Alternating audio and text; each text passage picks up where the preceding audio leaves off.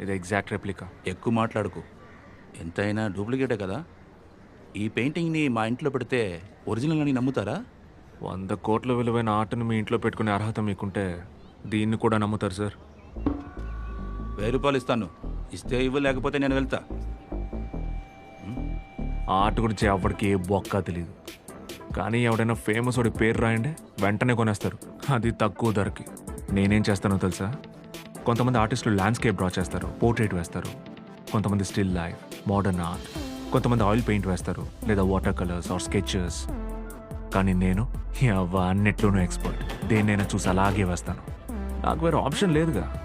మనం famous painter కానప్పుడు ఎవడు కొంటాడు? ఎవడు కొనడు. మా తాత ఉన్నారే, చాలా పెద్ద ఆర్టిస్ట్. ఆయన ఎన్నో ఒరిజినల్ పెయింటింగ్స్ వేశారు.